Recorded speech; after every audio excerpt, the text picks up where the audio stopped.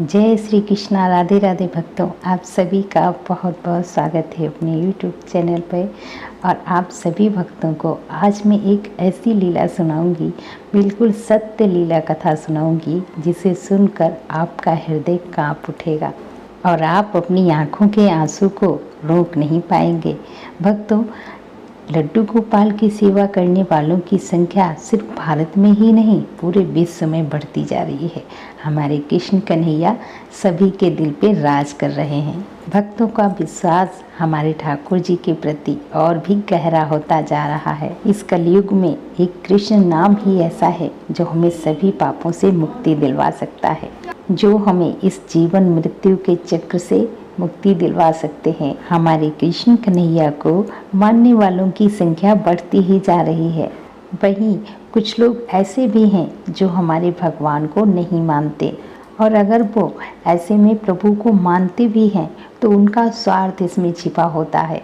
उनका कोई ना कोई उनका कारण इसमें छिपा होता है। उसके अंदर का द्वेष भावना, जलन, बदला लेने की भावना इतना बड़ा बन जाता है कि उसे अपने स्वार्थ के आगे कुछ भी दिखाई नहीं देता। दूसरे से बदला लेने के लिए उसे नीचा दिखाने की होड़ में वो इतना पाप कर बैठता है, जिसे सोचकर भक्तों का कलेजा कांप जाता है। क्या ऐसे लोगों को भगवान से डर नहीं लगता? पाप पुण्य का उनको ख्याल नहीं आता? आज की यह सत्य घटना सुनकर आपको समझ में आ जाएगा कि दूसरे को नीचा दिखाने की होड़ में इंसान कितना नीचे गिर सकता है। आज की ये लीला कथा आपको अंदर तक झकझोर के रख देगी। तो आप सभी भक्तों से मेरा निवेदन है कि कृपया वीडियो को पूरा अवश्य देखिएगा। आज की घटना है ये झारखंड में रहने वाली सुप्रिया जी की। सुप्रिया जी कहती हैं, लड्डू गोपाल मुझे बचपन से ही बहुत ज़्यादा प्यारे लगते हैं, पर मेरे मायके में लड्डू गोपाल की सेवा नहीं होती है। सुप्रिया जी कहती हैं, मेरे पड़ोस में एक आंटी हैं, उनके घर लड्डू गोपाल विराजित हैं, उन्हीं को मैं सेवा करते देखती हूँ। मैं अपने मम्मी पापा की इकलौती संतान हूँ। मेरे मम्मी पापा दोनों लोग जॉब करते थे। मैंने कई बार अपनी मम्मी से लड्डू गोपाल लाने को कहा, पर वो जॉब करती थी, उन्हें टाइम नहीं मिलता था सेवा करने का, इसीलिए वो कभी भी लड्डू गोपाल अपने घर लेकर नहीं आई। हमारे प्यारे कन्हैया को लाने के लिए मैंने कई बार अपने मम्मी पापा से बहुत जिद की। मेरे मम्मी पापा हमेशा मुझसे यही कहते कि जब तुम ससुराल जाओगी तब लड्डू गोपाल की सेवा करना। हम दोनों को समय नहीं मिलता कि हम उनकी सेवा कर पाएँ। और सच कहूँ तो मेरे मन में यही था कि जब मेरी शादी हो जाएगी तब मैं लड्डू गोपाल की सेवा करूंगी। सुप्रिया जी कहती हैं, मेरी शादी को 5 साल हो चुके हैं। मेरी ससुराल में मेरी सासू माँ, मेरे ससुर जी और मेरी एक ननद और मेरे हस्बैंड हैं। मेरी ननद की शादी मेरी शादी से पहले ही हो चुकी है। शादी करके जब मैं अपनी ससुराल गई, मुझे वहाँ बहुत ही अकेलापन महसूस होता था। मैं दिन भर में बोर हो जाती थी। उसके बाद जब मैं मायके आई तब मैंने अपनी मम्मी से कहा कि मम्मी, मुझे आप एक लड्डू गोपाल लाकर दो ना। मेरी मम्मी कहती हैं कि आप एक बार अपनी सासू माँ से बात कर लो, देखो वो क्या बताती हैं, फिर मैं तुम्हें लड्डू गोपाल ला कर दूंगी। पर मैंने सोचा लड्डू गोपाल की सेवा तो मैं करूंगी, तो इसमें सासू माँ से पूछने वाली कौन सी बात है। और वैसे भी लड्डू गोपाल की सेवा करना, पूजा करना कोई गलत काम थोड़ी ना है जो मेरी सासू माँ मुझे मना करेंगी। मैंने अपनी मम्मी से कह दिया कि मेरी सासू माँ बहुत अच्छी हैं, उन्हें भला मेरे लड्डू गोपाल से क्या परेशानी होगी। मम्मी, आप ज़्यादा मत सोचिए, आप मुझे एक लड्डू गोपाल ला कर दो। फिर मेरी मम्मी ने कहा, चलो ठीक है, आप इतनी जिद कर रहे हो तो मैं आपको लड्डू गोपाल की सेवा देती हूँ। फिर मैं और मेरी मम्मी दोनों मार्केट गए और वहाँ से एक सुंदर से लड्डू गोपाल लेकर आ गए। लड्डू गोपाल के साथ साथ उनकी ड्रेस, उनकी ज्वेलरी, उनका मुकुट, उनका पेड़, उनका झूला, जो भी सामान हमारे कान्हा जी को चाहिए होता है वो सारा मैंने ले लिया।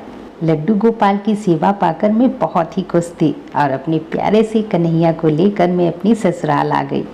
पर ये क्या, मुझे पता ही नहीं था कि मेरी ससुराल में मेरे साथ इतना बुरा बर्ताव किया जाएगा। सुप्रिया जी कहती हैं कि मैं अपने बाल गोपाल को लेकर पहली बार जब मैं ससुराल आई तो मेरी सासू माँ उनको देखते ही बहुत गुस्सा हो गए और मेरी सासू माँ गुस्से में मुझसे कहती है, ये क्या, तुम लड्डू गोपाल लेकर के आई हो, तुम लड्डू गोपाल की सेवा ठीक से कर भी पाओगी? घर के काम तो तुम्हें ठीक से आते नहीं हैं और तुम ये लड्डू गोपाल लेकर के आई हो, और अब इनकी सेवा तुम कैसे करोगी? कुछ भी करने से पहले मुझसे एक बार पूछ तो लिया करो ना। सुप्रिया जी कहती हैं कि मैंने अपनी सासू माँ को बहुत समझाया कि मम्मी जी आप परेशान मत होइए, मैं लड्डू गोपाल की सेवा बड़े ही अच्छे से कर लूँगी। पर मेरी सासू माँ मेरी बात सुनने को तैयार ही नहीं थी। बस वो एक ही बात कह रही थी कि तुम अभी जाओ और लड्डू गोपाल लेकर अपनी मम्मी के यहाँ छोड़ कर आओ। सुप्रिया जी कहती हैं कि मैं लड्डू गोपाल को अपनी मम्मी के पास कैसे छोड़ कर आती, क्योंकि मैं तो इतनी खुशी से बाल गोपाल को अपने घर लेकर आई थी। अगर अभी मैं लड्डू गोपाल को अपनी मम्मी के पास छोड़कर आती हूँ तो उन्हें बहुत ही दुख होगा, और वैसे भी मेरी मम्मी जॉब करती है, वो लड्डू गोपाल की सेवा कैसे कर पाएगी। फिर मैं अपनी ससुराल में ही लड्डू गोपाल की सेवा करने लगी। मेरी सासू माँ को लड्डू गोपाल की सेवा करना बिल्कुल भी पसंद नहीं था। मेरे पति और मेरे ससुर जी के सामने मेरी सासू माँ मुझे हमेशा नीचा दिखाने की कोशिश करती। उनसे कहा करती थी कि दिन भर बस लड्डू गोपाल को लेकर बैठी रहती है, कोई भी काम धंधा ढंग से नहीं करती है, सब दिखावा करती है। मेरे पति ने मेरी सासू माँ को समझाया कि वैसे भी मम्मी जी वो दिन भर अकेली बैठी रहती है, अगर लड्डू गोपाल की सेवा करेगी तो उसका भी मन लग जाएगा, उसका मन भी लगा रहेगा।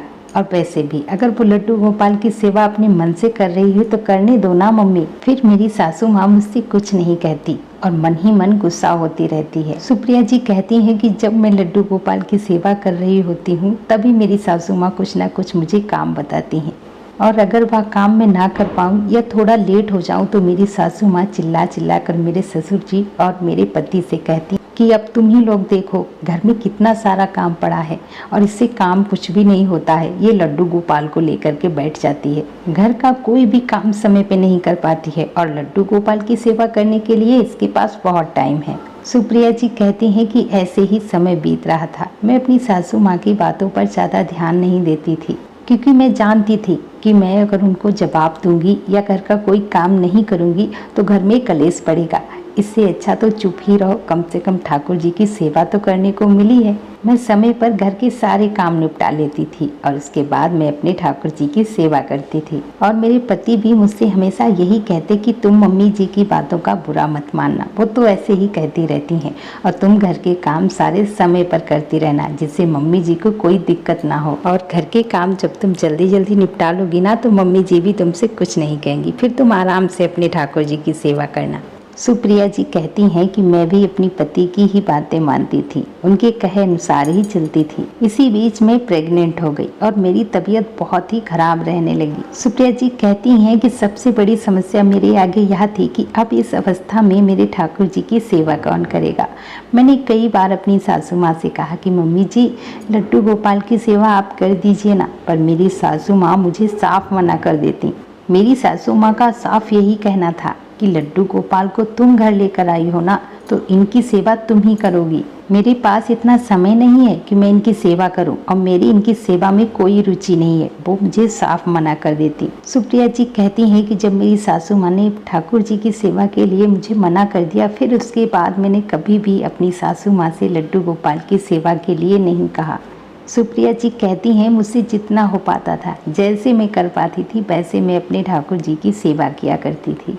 मैं घर के काम करने के साथ साथ अपने लड्डू गोपाल की भी सेवा किया करती थी। मैंने कभी भी अपनी सासू माँ से उसके बाद अपने ठाकुर जी की सेवा करने के लिए नहीं कहा। सुप्रिया जी कहती हैं मेरी प्रेगनेंसी के 9वें महीने में मुझे मेरे मायके जाना था। मेरी मम्मी ने मुझे बुलाया था क्योंकि यहाँ पे मेरी देखभाल करने वाला कोई नहीं था, पर मेरी मम्मी जॉब किया करती थी, उनके लिए मेरा ख्याल रखना और लड्डू गोपाल की सेवा करना, घर के काम करना थोड़ा मुश्किल हो जाता। इसीलिए मेरे पति ने मेरी सासू माँ से कहा कि मम्मी जी कुछ दिनों के लिए आप लड्डू गोपाल की सेवा कर लो ना, जब एक बार सब अच्छे से निपट जाएगा ना फिर तो खुद ही सुप्रिया लड्डू गोपाल की सेवा कर लेगी। और वैसे भी कुछ दिनों की तो बात है, और सुप्रिया जी के साथ उनके मायके लड्डू गोपाल को भेजने की कोई ज़रूरत नहीं है। सुप्रिया जी कहती हैं जब मेरे पति ने मेरी सासू माँ से लड्डू गोपाल की सेवा के लिए कहा तो वो उन्हें मना नहीं कर पाई, पर मेरा मन बिल्कुल भी नहीं था कि मैं अपने लड्डू गोपाल को अपनी सासू माँ के पास छोड़ करके जाऊँ। यह बात मैंने अपनी मम्मी को फ़ोन पर बताई, क्योंकि मेरी सासू माँ को मेरे लड्डू गोपाल से कोई मतलब नहीं था। पर मेरी मम्मी ने मुझसे कहा कि अगर तुम्हारी सासू माँ लड्डू गोपाल की सेवा कर लेगी तो यह तो अच्छी बात है, तुम्हारा बच्चा इस दुनिया में अच्छे से आ जाए, सब कुछ अच्छे से हो जाए, फिर मैं लड्डू गोपाल को खुद ही यहाँ बुला लूँगी, क्योंकि अभी मुझे समय नहीं मिल पाता, मैं जॉब पर भी जाती हूँ और घर के काम भी हो जाते हैं, तुम्हारा भी ध्यान रखना होगा, ऐसे में लड्डू गोपाल की सेवा करना थोड़ा मुश्किल हो जाएगा। और तुम परेशान ना हो, तुम्हारी सासू माँ लड्डू गोपाल की कुछ दिनों के लिए सेवा कर लेगी। सुप्रिया जी कहती हैं कि जब मेरी मम्मी ने, मेरे पति ने मुझे इतना समझाया, तब मैंने अपने लड्डू गोपाल को अपनी सासू माँ के पास छोड़कर आने का फैसला कर लिया। मैंने अपनी सासू माँ को लड्डू गोपाल की सेवा से जुड़ी हर एक जानकारी अच्छे से बता दी और मैंने यह भी उनसे कहा कि मम्मी जी, अगर आपको सेवा में कोई दिक्कत हो, कोई परेशानी हो तो आप मुझसे कॉल पर बात कर लेना। मेरी सासू माँ ने भी मुझसे यही कहा कि चलो हाँ, कुछ दिनों की तो बात है, मैं इनकी सेवा कर लूँगी। और फिर मैं अपने मम्मी पापा के पास अपने मायके चली गई। अपने मायके जाने के बाद लगभग 1 महीने के बाद मेरे बच्चे का जन्म हुआ। लड्डू गोपाल की कृपा से मुझे पुत्र रत्न की प्राप्ति हुई थी। सभी बहुत खुश थे। इस 1 महीने के अंदर मैंने कई बार अपनी सासू माँ से अपने लड्डू गोपाल के बारे में पूछा था। मेरी सासू माँ हमेशा मुझसे यही कहती कि हाँ, लड्डू गोपाल बिल्कुल सही है, तुम चिंता मत करो। सुप्रिया जी कहती हैं कि मेरे पति जब भी मुझसे मिलने मेरे मायके आते थे, तब भी मैं उनसे लड्डू गोपाल के बारे में पूछा करती थी कि मेरे लड्डू गोपाल कैसे हैं, मम्मी जी लड्डू गोपाल की सेवा कैसे करती हैं। मेरे पति हमेशा मुझसे कहते थे कि हाँ, लड्डू गोपाल बिल्कुल ठीक हैं, तुम परेशान मत हो, मम्मी तुम्हारे लड्डू गोपाल का अच्छे से ध्यान रख रही हैं, तुम बिल्कुल भी चिंता ना करो। सुप्रिया जी कहती हैं सब कुछ अच्छे से हो जाने के बाद मैंने अपनी मम्मी से कहा कि मम्मी, अब हम यहाँ अपने लड्डू गोपाल को भी बुला लेते हैं, अब तो मैं भी लड्डू गोपाल की सेवा कर लूँगी। मम्मी ने कहा ठीक है, लड्डू गोपाल को बुला लो। तभी मैंने ये बात अपने पति को बताई। पति ने मेरी सासू माँ से ये बात कही।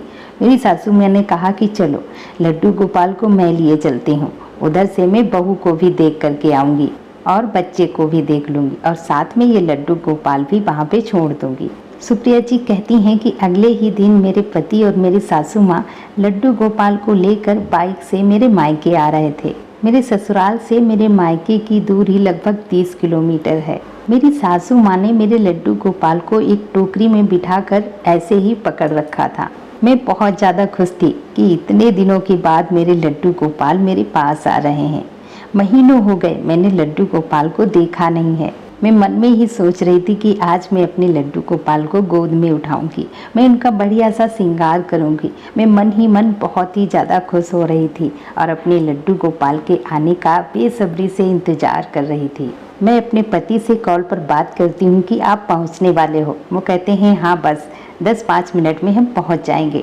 तभी मैं जाकर दरवाजे पर खड़ी होकर अपने लड्डू गोपाल का इंतजार करने लगती हूँ और तभी मेरे पति और सासू माँ वहीं पर आ जाते हैं। और जैसे ही मेरी सासू माँ बाइक से उतरती हैं और टोकरी में देखती हैं कि लड्डू गोपाल तो है ही नहीं, वो कहती हैं अरे लड्डू गोपाल कहाँ गए, लड्डू गोपाल तो इसी टोकरी में थे ना, लड्डू गोपाल कहाँ चले गए। सुप्रिया जी कहती हैं मैं अपनी सासू माँ की बात सुनकर मेरे पैरों तले जमीन खिसक गई। सुप्रिया जी कहती हैं मैं दौड़कर अपनी सासू माँ से वो लड्डू गोपाल की टोकरी लेती हूँ, पर उसमें देखती हूँ उसमें तो लड्डू गोपाल हैं ही नहीं, टोकरी में तो मेरे कृष्ण कन्हैया हैं ही नहीं। मैं अपनी सासू माँ से पूछती हूँ कि मम्मी जी लड्डू गोपाल कहाँ गए, आपने कहाँ लड्डू गोपाल को बिठा के रखा था। मेरे पति भी आश्चर्यचकित हो जाते हैं और वो भी मम्मी जी से पूछने लगते हैं कि हाँ मम्मी जी लड्डू गोपाल कहाँ चले गए, इसी टोकरी में थे ना वो।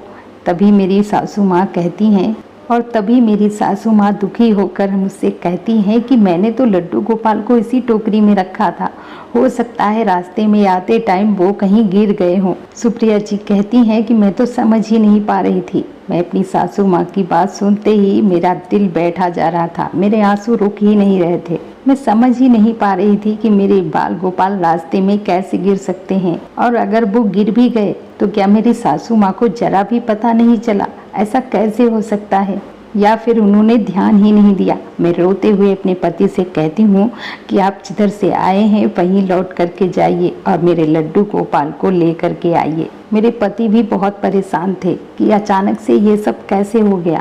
मेरे पति भी बहुत परेशान हो गए। उन्होंने तुरंत बाइक घुमाई मेरे मायके से मेरी ससुराल की तरफ।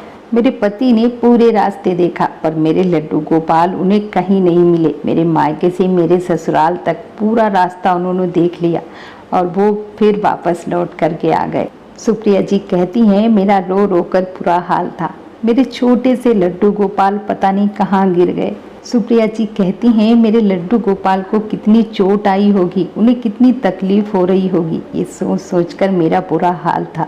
तभी मेरी मम्मी मेरी सासू माँ से कहती हैं कि आप याद करने की कोशिश कीजिए, आपको कहीं पे भी ऐसा लगा हो कि हमारी गोद से कोई चीज़ नीचे गिरी हो या आपको गिरने की आवाज़ आई हो। लड्डू गोपाल कहाँ गिरे हैं, आपको कुछ तो पता होगा ना। पर मेरी सासू माँ का यही कहना था कि मुझे कुछ भी नहीं पता कि लड्डू गोपाल कहाँ गए। मेरे पति घर खाली हाथ वापस आए। मैं बहुत ज़्यादा रो रही थी। मेरी मम्मी, मेरी सासू माँ, मेरे पति सभी मुझे समझा रहे थे। मेरे पति मुझसे कहते हैं कि तुम रो मत, मैं तुम्हें दूसरे लड्डू गोपाल ला करके दूंगा। सुप्रिया जी कहती हैं मैं उनसे कहती हूँ ऐसा कैसे हो सकता है, मेरे छोटे से बाल गोपाल, मेरे छोटे से कन्हैया ऐसे कैसे गिर सकते हैं। पता नहीं कहाँ होंगे मेरे लड्डू गोपाल, उन्हें कितनी तकलीफ हो रही होगी, पता नहीं किस अवस्था में होंगे। मुझे तो वही लड्डू गोपाल चाहिए, मुझे तो वही लड्डू गोपाल ला कर दो। जो श्रद्धा, जो भक्ति मेरे छोटे से लड्डू गोपाल के लिए था, वो दूसरे लड्डू गोपाल के लिए कैसे हो सकता है। सुप्रिया जी कहती हैं पूरे दिन मेरे घर रुकने के बाद मेरे पति और मेरी सासू माँ घर वापस चले गए। मैं अपने लड्डू गोपाल के लिए रोती रही, तड़पती रही। मुझे तो यकीन ही नहीं हो रहा था कि मेरे लड्डू गोपाल मुझे छोड़कर जा चुके हैं।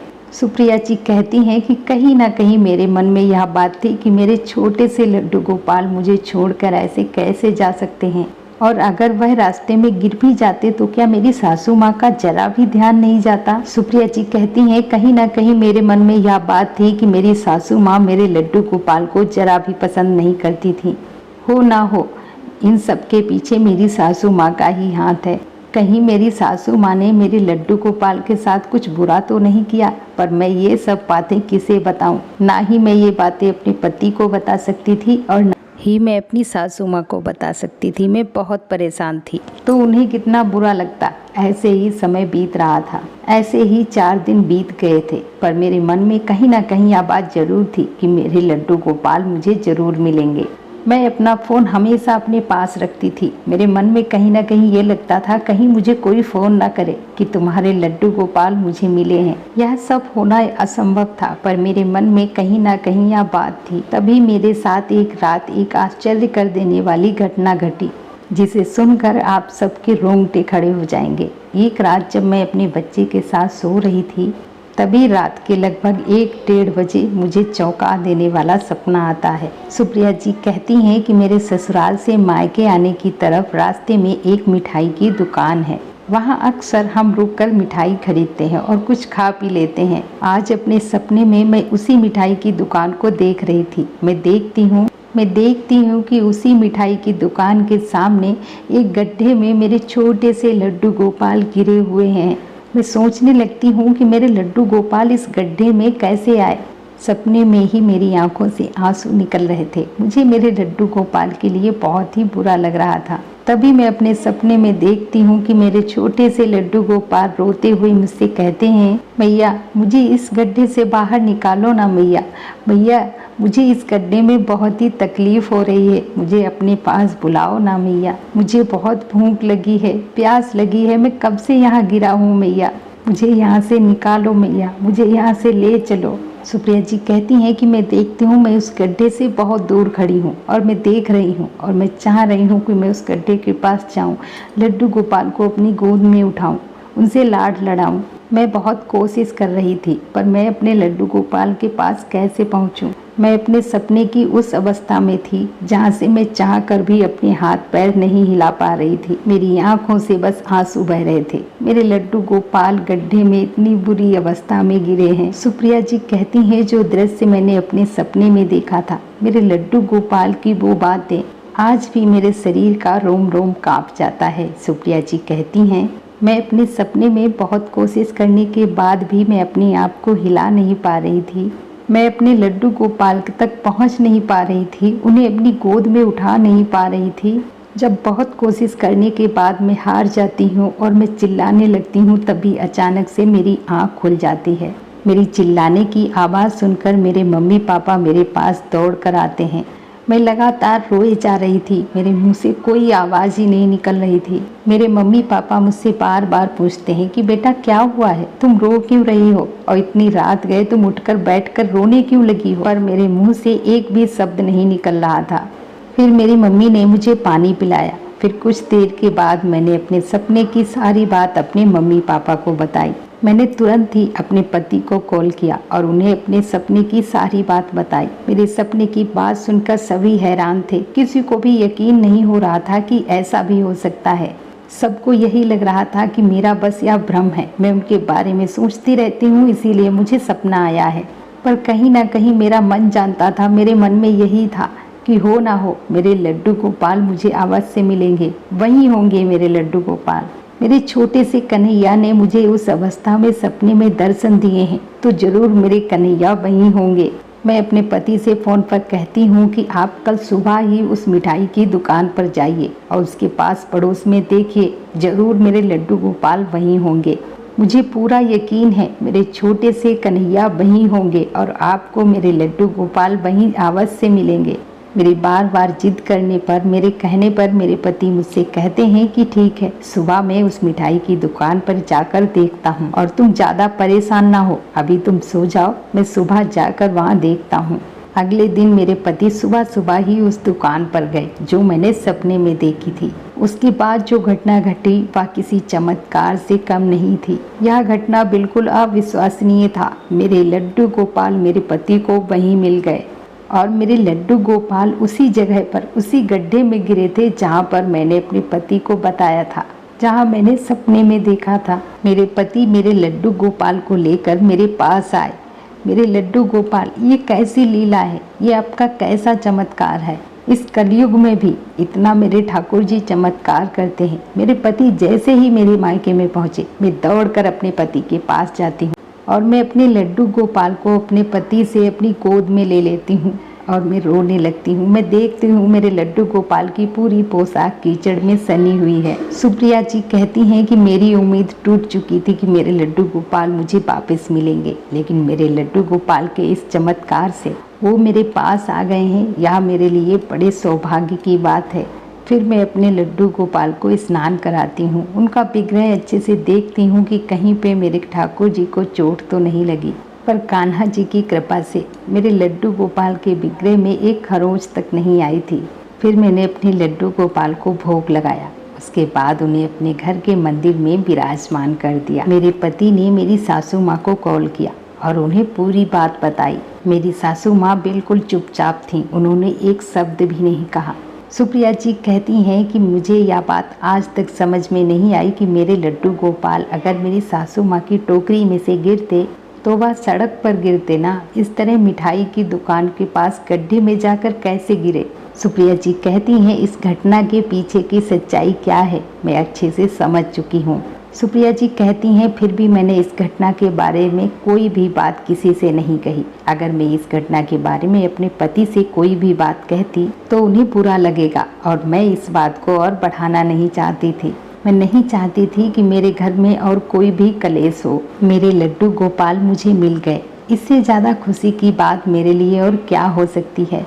मेरे लिए यह किसी सौभाग्य से कम नहीं है कि मेरे लड्डू गोपाल मुझे वापस मिल गए हैं। तो भक्तों, हमें इस घटना से यह सीख मिलती है कि जो लोग भी हमारे लड्डू गोपाल से प्रेम नहीं करते, उनकी सेवा करना नहीं चाहते या उनकी सेवा लेना नहीं चाहते, तो ज़बरदस्ती हमें कभी भी अपने लड्डू गोपाल की सेवा उन्हें नहीं देनी चाहिए।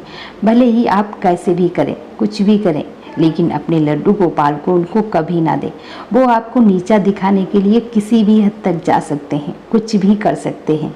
भक्तों, इस घटना पर मैं क्या कहूँ, मुझे कोई शब्द नहीं है जो मैं कुछ कहूँ, पर आप सभी समझ गए होंगे कि इस घटना के पीछे का राज क्या है। सुप्रिया जी ने खुद कहा है कि उन्हें आभास है कि यह घटना कैसे घटी है, और मुझे भी, और आप सभी समझ गए होंगे जो लोग ये वीडियो देख रहे हैं कि इस घटना के पीछे का कारण क्या है। तो भक्तों, सोचने वाली बात यह है कि हमारे छोटे से ठाकुर जी के साथ कोई इतना अत्याचार कैसे कर सकता है। जो लड्डू गोपाल के सच्चे भक्त हैं उनको ये बर्दाश्त करना बहुत ही मुश्किल है। इस घटना पे मैं ज़्यादा कुछ तो नहीं कहूँगी, लेकिन एक बात अवश्य कहूँगी कि मेरे ठाकुर जी पीतल के नहीं, अगर वो पीतल के होते तो इतना बड़ा चमत्कार कैसे करते। इतने महान संत ठाकुर जी के इतने इतने बड़े भक्त हैं, और हमारे छोटे से लड्डू गोपाल अपने भक्तों के साथ अनंत लीलाएं करते हैं, प्रत्येक दिन लीलाएं करते हैं। और अगर लड्डू गोपाल पीतल की मूर्ति होते तो सुप्रिया जी के पास वापस कभी नहीं आते। ऐसे लोगों को भगवान के साथ गलत करने से 100 बार सोचना चाहिए, पाप पुण्य से डरना चाहिए, क्योंकि अगर भगवान के साथ कुछ भी गलत करते हैं तो उसका दंड हमें भोगना ही पड़ता है। कहते हैं ना, जैसी करनी वैसी भरनी। तो भक्तों, एक बार प्रेम से बोलो बाके बिहारी लाल की जय, लड्डू गोपाल की जय। जय जय श्री राधे।